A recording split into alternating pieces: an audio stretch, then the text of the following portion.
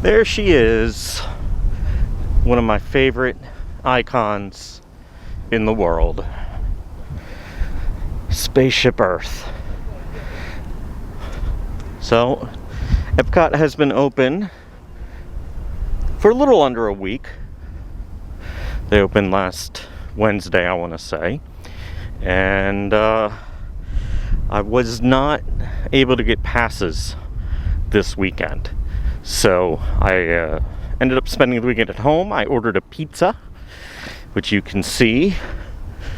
But this afternoon, I made a pass to Epcot. Food and wine has started already. So they have all these new planters put in. That's exciting. Hello. So there's a path back there to the... I get turned around here. Spaceship Earth is on the north end. So that would be west. Future World West. There's a path there. And I don't actually know how far away this one leads, because so much in the center of Future World is just gone and blocked off. So it's just a bunch of walls.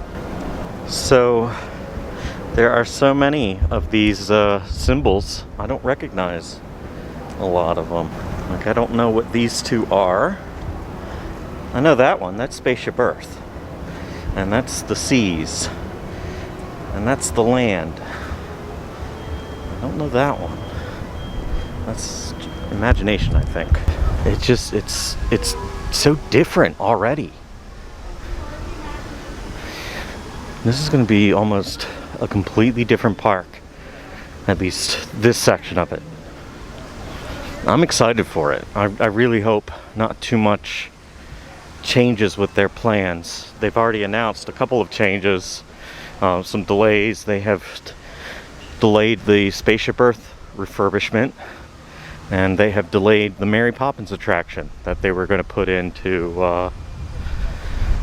the UK pavilion. They left the restrooms up. That was nice of them. But behind there, all of where the character spot was, and Club Cool and Starbucks, it's all gone. It is a very different feel around here. I can't quite put my finger on it, but it's almost more than just the building missing and the walls up. It's just something sparse, I want to say. So there are no passports for food and wine this year. Instead, you scan a QR code, and you can find it in the My Disney Experience app. So, technology, it's our future. It is very, it's very small in comparison to most Disney stores and the actual mouse gears. It's pretty obviously a temporary location as they continue the transformation. These are neat Epcot sipper cups with the top made to resemble Spaceship Earth. And then on them, they say, Experimental Prototype Community of Tomorrow. And Epcot on the other side. Oh my goodness. I found Orange Bird stuff. Yes, this is,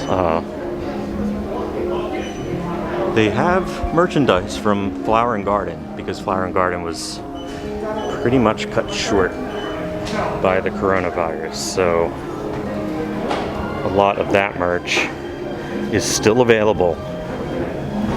I don't know that there is an open Starbucks location in Epcot right now, as the old one has been demolished, but you can get the Starbucks Been There series Epcot mugs here in Mouse Gears. So that would be the next one I need for my collection. And there's more Flower and Garden merch over on this wall by the exit. So this side of Future World East, routes us over by the old energy building, Universe of Energy, soon to be the Guardians of the Galaxy coaster. And I can actually hear them working inside, so it's still coming. So inside project tomorrow, when you get off Spaceship Earth, everything is shut down. All the screens are off, all the touch screens. You just leave. Get out, they say. Oh, I'm sorry. Please, get out. I'm gonna do one of my favorite rides here, the Journey into Imagination. And they've got some new kiosks over here too. I haven't seen these before. Wonder what they're gonna be for. So as we exit Journey into Imagination, everything here is also shut down. They actually took a lot out because they had a lot more of these all over the place here, and they're gone now. One of the changes that they made just in the last couple of days is that you have to wear your mask unless you are eating or drinking and remaining stationary, which is something I've been saying you should have been doing all along. Just stay still if you're going to take the mask off and eat or drink. This is one of my favorite areas of Disney World, the World Showcase. It's just so pretty, and it is such a pretty day. Look at that sky. This is why I moved to Florida. And I'm so happy that my favorite attraction in Epcot is open right now. The Norway beer cart. It's the best attraction in Epcot. Looks like Frozen Ever After is closed. I don't know why. I'm very sad about this. But you know what I'm gonna have to do? You know what I'm gonna have to do because Frozen Ever After is closed? I'm gonna have to let it go. I gotta let it go. Let it go. Jasmine draft beer? Don't mind if I do. So I found myself a festival table.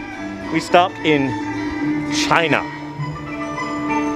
And I got myself a jasmine beer. I wonder if Uncle Iro would approve of this jasmine beer. I just want to say, look at this tiny, tiny beer. This is 6 ounces of beer and was $5.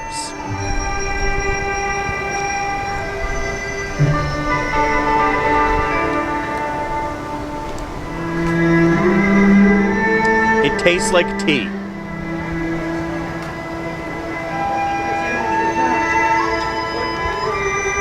I don't know.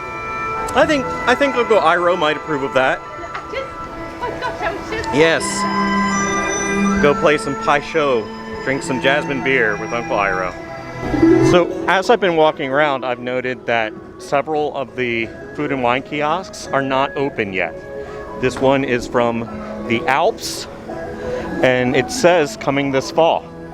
So we're getting more kiosks in the fall than what we currently have.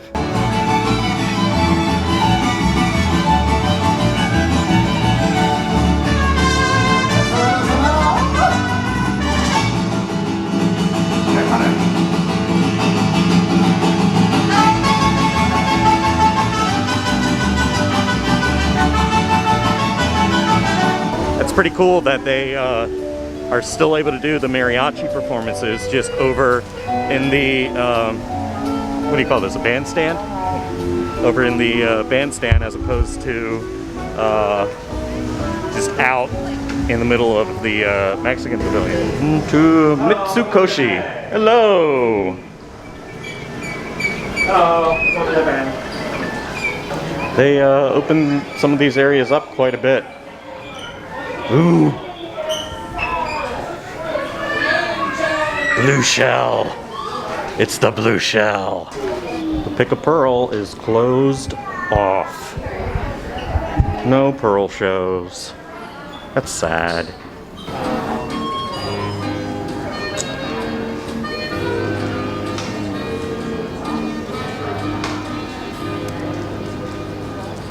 Nothing like ice cream for dinner. This is actually kind of disappointing to me. The wine shop is closed. Boo. Looks like the perfume shop is also closed.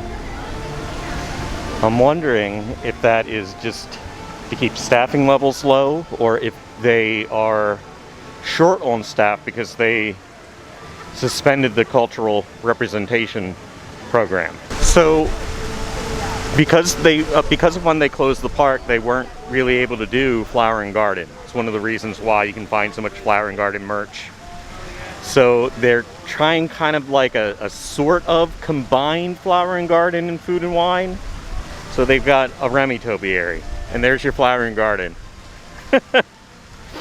At 7 o'clock, it is very quiet over here in the UK pavilion. And a lot of these stores are closed. Something going on with Food and Wine back here. I don't know what. Well, I'm gonna walk back and find out. So it looks like it is festival kiosks back here. Not quite the full festival center that they would have on the other side of the park. So here's the mac and cheese stand, and they've got some good sounding mac and cheese. Buffalo chicken, lobster, gourmet mac and cheese. What is gourmet mac and cheese? Served with Vorsen garlic and fine herb cheese sauce, topped with herbed panko. And just regular mac and cheese, served with house-made Italian sausage and peppers. Wow. That's marble. Fancy. I just caught a whiff of the smell from the mac and cheese booth. It smells really good. Really good. So this is the festival favorites that they have. I see pierogi, I see seafood fisherman's pie, spanakopita. Spanakopita. I'm glad I have someone with me that knows how to pronounce things, because I do not. You know what I do not see in this list of festival favorites? My festival favorite. There's no swine brine. This is highly disappointing. So later this year, I'm going to do a more thorough look at different Food and Wine places. I'm just kind of getting an overview of Epcot, just kind of enjoying being back here this evening and enjoying low crowds and all that. Even with as much closed. Because there's a lot of things that are closed. Which is one of the reasons I don't actually recommend coming to Disney World right now. Unless you're local. If you're not local, stay away. It's my park now. So I found Starbucks. Hello! We found you! I'm good, how are you? I'm good! Oh, the new restrooms. I was not even looking over here, but there's this giant new restroom building. Which is good, because they really needed better restrooms right here. Because the only restrooms you had were right by the refreshment port, and they were tiny. They were so small, there was always a line out the men's room. The Land, featuring Soarin'. This is the emptiest I have ever seen this pavilion. It is so empty. So they have plexiglass barriers up here between the Soarin' lines. Please take your seat as you are grouped at the gate. Once you approach your row, please move all the way down to your group of seats. Note, there are seats closed off. Plexiglass here too. And Spaceship Earth is starting to light up as the sun goes down. I love theme parks at night to begin with, but I especially love Spaceship Earth all lit up at night. So thoughts on Epcot? Out of all the parks that I've been to, this one feels the most different. It is a very different experience than what you're used to at Epcot. there's all the same COVID modifications that all the other parks have. So you have closed shops, you have masks, you don't have character meetings, any of that stuff. There's some limited shows, like the mariachi band was over in the American Adventure as opposed to in the Mexican Pavilion. So that's a little bit different there. But the other thing is there's not nearly as many cultural representatives around. So one of my favorite things to do in Epcot is to talk to the people from the different countries. And there's really not as much of that you can do right now, in addition to all the other entertainment cutbacks and everything. And with all the construction going on, it's just got a very, very different feel than what I'm used to. But we are heading out of the park now. It's been a fantastic evening regardless. We got to do a bunch of rides. We walked around World Showcase. We checked out a little bit of food and wine, not much. I'm gonna come back and do more with food and wine later when I have more time to explore the park and a better ability to actually drink. Like a day I don't have work the next day. All right, that's gonna be it for me. Thanks everybody for watching. Be sure to do all the things down below and I'll see you next time.